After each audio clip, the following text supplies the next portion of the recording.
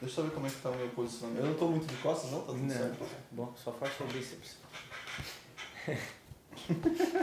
E aí, galera, beleza? A gente está começando o nosso segundo podcast aqui do 12 Livros. A gente já lançou nosso primeiro podcast onde a gente conversou sobre essencialismo, sobre o livro Essencialismo, e hoje a gente vai conversar um pouco mais a respeito de leitura no carnaval, nessa época aí de festa, de folga, dependendo do perfil de cada um. Estou aqui novamente com o Gregory Oliveira, com o Rafael Duarte, nossos colegas aí do nosso projeto. E a gente vai conversar um pouquinho agora a respeito de alguns livros que a gente já leu que nos entreteram mais, livros mais divertidos, que realmente a história é bem envolvente, nesse clima aí de festa que a galera pode estar, ou o público que quer aproveitar para dar uma descansada. E aí, pessoal, tudo certo? E aí, beleza?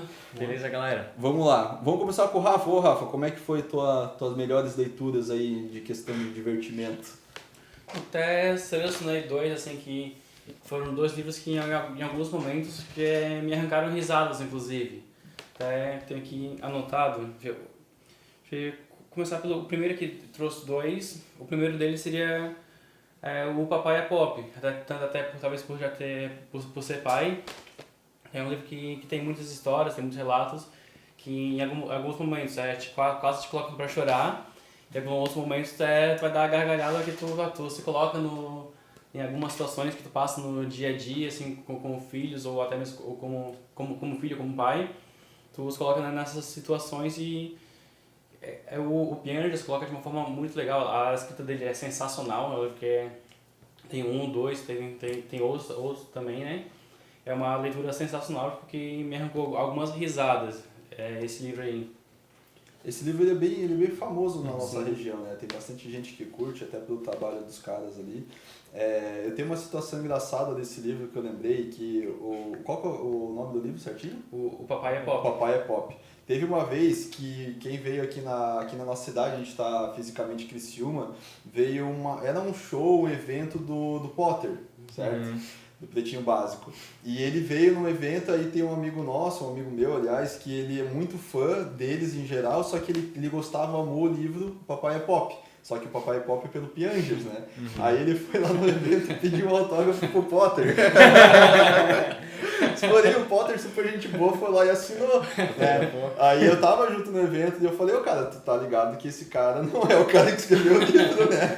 Ele, não, eu tô, mas é que eu gosto deles, eu quero ter uma recordação, sabe? E eu falei, tá, beleza e tudo mais. Mas é um livro que eu sempre quis ler, sabe?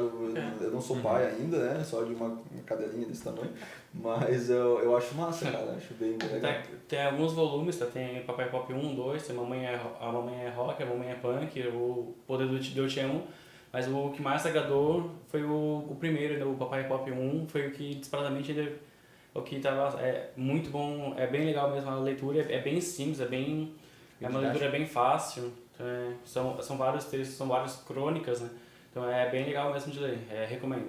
Legal. Eu não sabia dessas continuações, você chegou a ler as continuações também ou ficou no primeiro?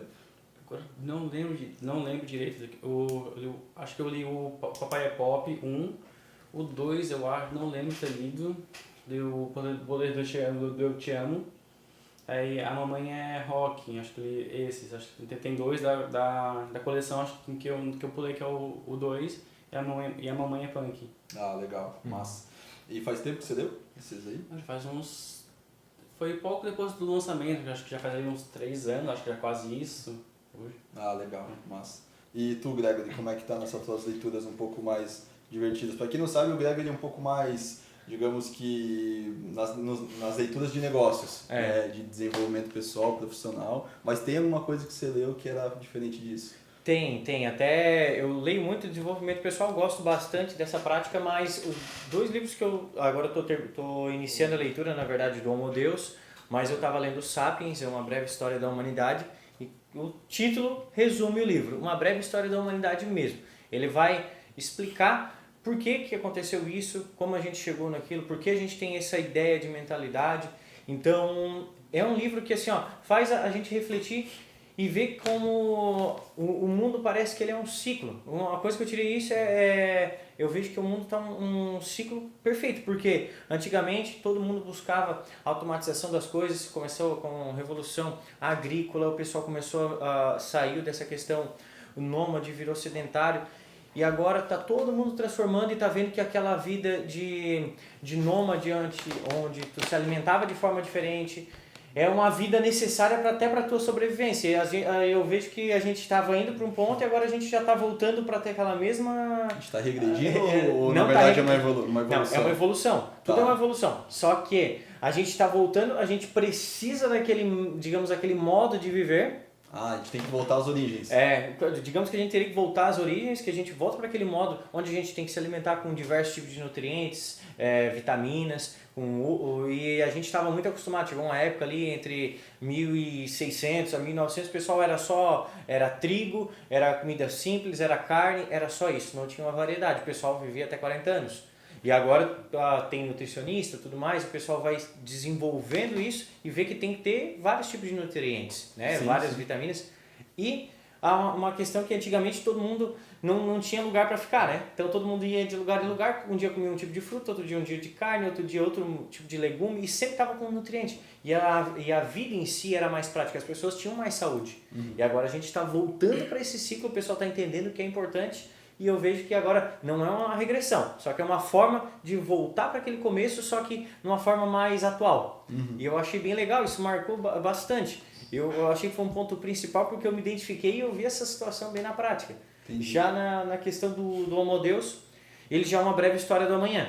Está falando sobre inteligência artificial, tecnologia, o que pode acontecer com o mundo. Como eu estou no começo da leitura, eu não sei dizer exatamente como que vai ser o final, o autor vai falar, né? Porque ele tem umas ideias assim bem fortes, e se tu se imaginar naquela situação faz bastante sentido. Sim. E particularmente esse autor é fenomenal. Tem um outro livro que você estava comentando comigo do mesmo autor, que é do presente daí. Isso, aí fala sobre a atualidade, o presente. Eu só dei uma olhada por cima, não lembro nem do título do livro, mas assim, o livro, a continuação começa uma breve história da humanidade, que é o passado, agora uma breve história do amanhã, que é o Homo Deus, que é o futuro, e depois fala sobre a atualidade. E aí, o problema, o problema não, né? Na verdade, o que eu vejo é que ele apontou todos os pontos, e se tu olhar cada livro, tu consegue se identificar com vários pontos, e tudo faz sentido, tudo vai se interligando, e aí parece que tu necessita ler outro livro. Sei. Tanto que hoje vai ser o próximo que eu vou comprar. A próxima leitura depois desse, então, é a do presente. Então, isso, com certeza, para se identificar. Eu achei muito bacana. É legal quando a gente pega um autor e gosta tanto do jeito que ele escreve, do jeito que ele conta as histórias, qualquer tipo de fato, e a gente fica viciado, né? A gente quer continuar lendo o trabalho dele, a maneira que ele fala. Eu penso muito nisso, por mais que não seja um livro extenso de texto, mas os livros do Flávio Augusto de Geração de Valor. Sim.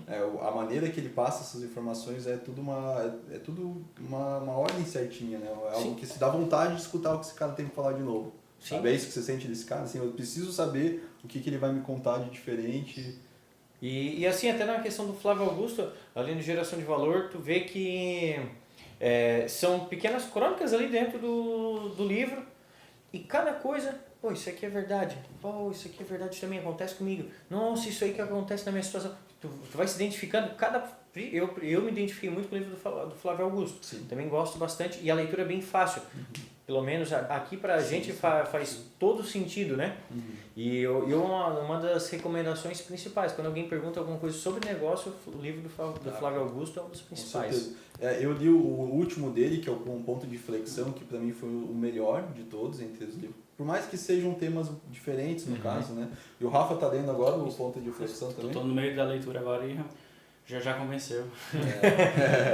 Vocês gostam desses tipos de livros assim, de autores tipo biográficos? Na verdade, eles querem passar a história deles, vocês acham legal? Vocês têm esse hábito de leitura? O exemplo do Rick Chester. Rick Chester aqui, onde a gente trabalha, a gente já brinca bastante que todo mundo fala Rick Chester, todo mundo fala... É um livro super simples, é uma história muito, muito envolvente, é o livro, na minha percepção, é que um livro que todo povo deve ler. Povo mais humilde, povo que quer batalhar, quer realmente crescer na vida. É um livro bem direto. É um livro que mostra que qualquer pessoa pode, tem potencial. E ele mostrou que, como ele não tinha nada, que ele foi capaz de chegar onde ele está hoje, né? Sim. E o Rick conta uma baita história de vida. Legal. O livro que eu separei para mostrar para vocês em relação, não é bem exatamente a divertimento, às vezes até não é bem esse o tema, mas que me entreteu bastante, que é um pouco diferente dos livros de negócio que eu leio, é O Perdido em Marte, do Andy Weir, que até ele virou filme. E foi engraçado que assim que eu acabei o livro, o filme foi lançado. E eu sou um cara que eu não gosto de ler um livro se eu já vi o filme, porque eu preciso ter... Eu não posso entender o que já vai acontecer, eu preciso ter essa coisa do mistério, sabe?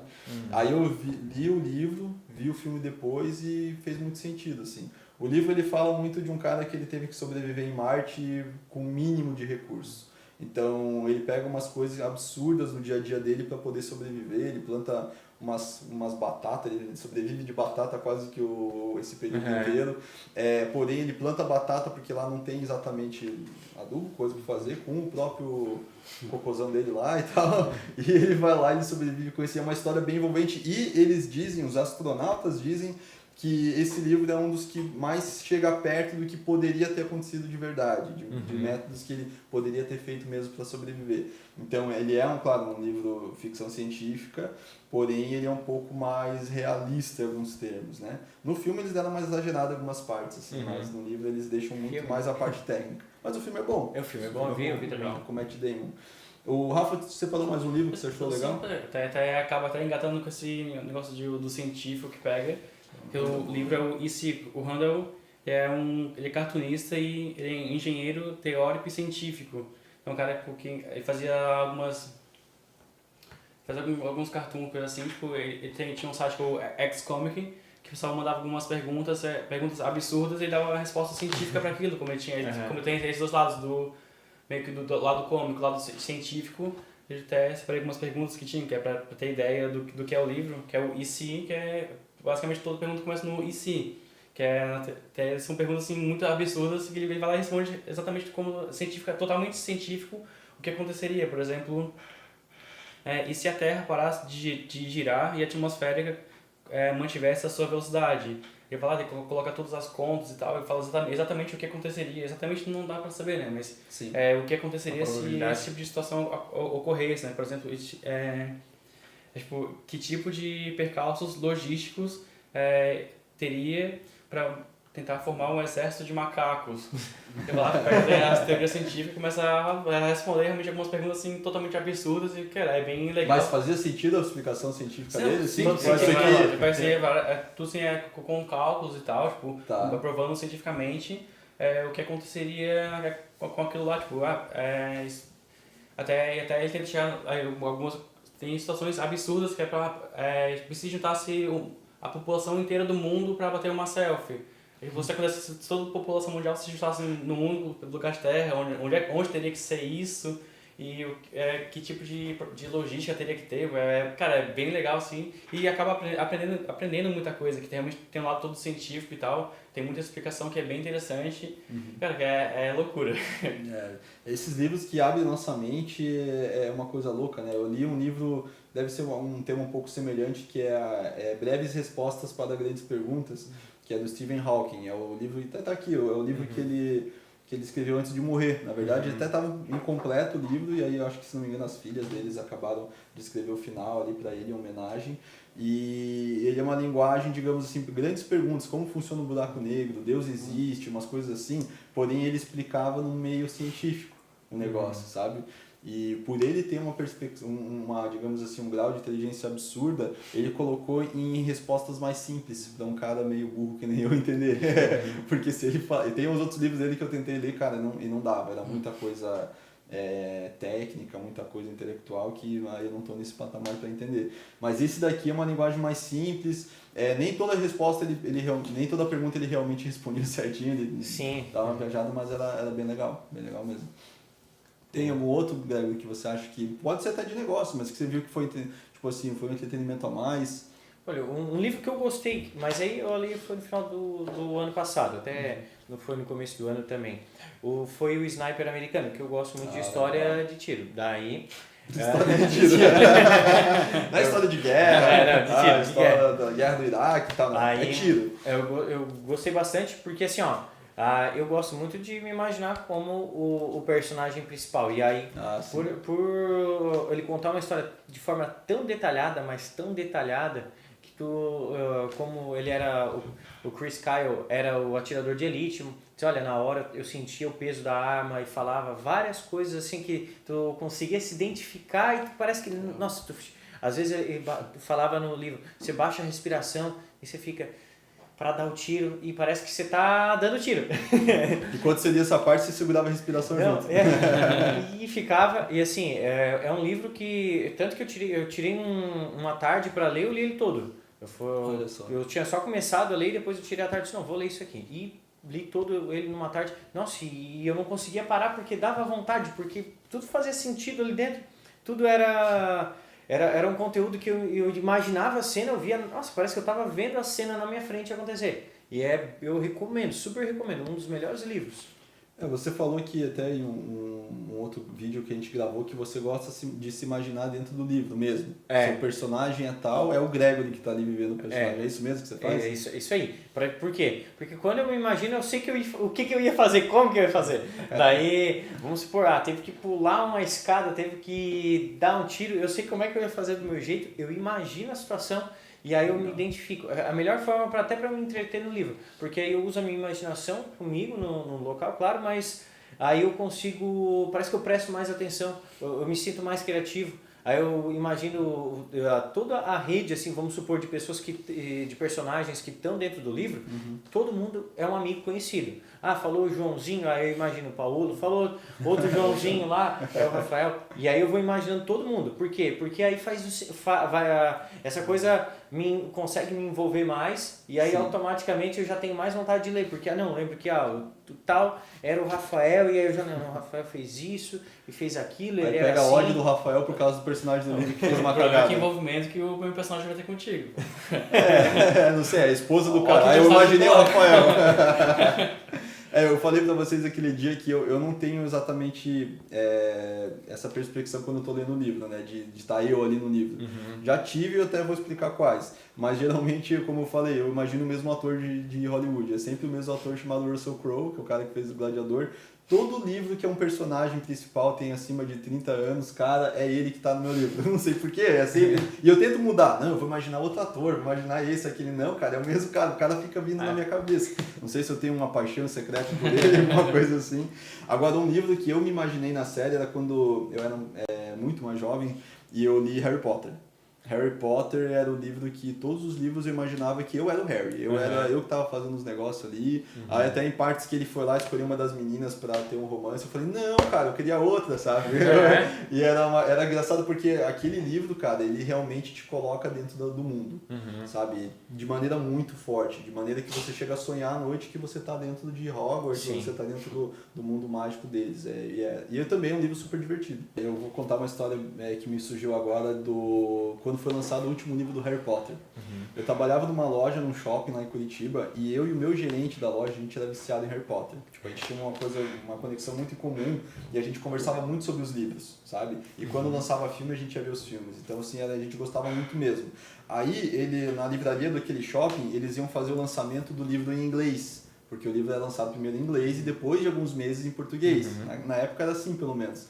E ele falou, Paulo, vamos lá comprar o livro, porque eu quero ter, por mais que eu não sei falar inglês, eu quero ter. E eu falei, eu sei falar inglês, eu vou ler o livro, eu vou saber o que está acontecendo, né? Nem vamos e tal. A gente foi lá na hora de almoço, sei lá, a gente foi lá, comprou, porém a gente comprou numa pré-venda. Ia chegar só daqui um mês, enfim. Eu me lembro até hoje, o dia que chegou, ele chegou na loja, eles chegaram, sei lá qual horário depois que eu, e ele, Paulo, o livro tá lá, vai lá buscar agora. Eu vou lá buscar. Eu fui lá na livraria, enfim, busquei, já estava pago, cheguei, dei pra ele a cópia dele, o meu, em inglês, né? Daí eu falei, tá, Geraldo, o nome dele é Geraldo, até um abraço aí pro Geraldo, caso ele escute isso aqui, eu gosto muito desse cara. E eu falei, tá, Geraldo, vou guardar lá na minha mochila, porque daí quando chegar em casa eu vou começar a ler. Ele, não, negativo, você vai ali na escada do estoque, você vai começar a ler esse livro, e toda vez que você acabar um capítulo, você vai me contar o que aconteceu. E ele foi lá e me obrigou entre aspas, né? A eu ficar lendo o livro lá no estoque, na escada de estoque, pra eu ir contando pra ele o que ia acontecendo. Aí como, não sei se alguém sabe como é que funciona a logística de uma loja, né? Você tem a tua vez, você tem uma fila de vendedores e você tem a tua vez. Então quando era a minha vez, ele me avisava, eu ia lá pra frente, atendia, depois quando voltava pro final eu ia lá e ficava lendo, sabe?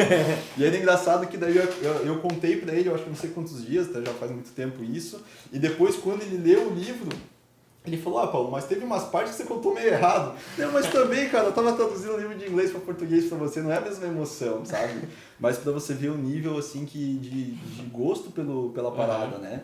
E eu lembro que ele era muito mais fascinado do que eu amava. Tu disse.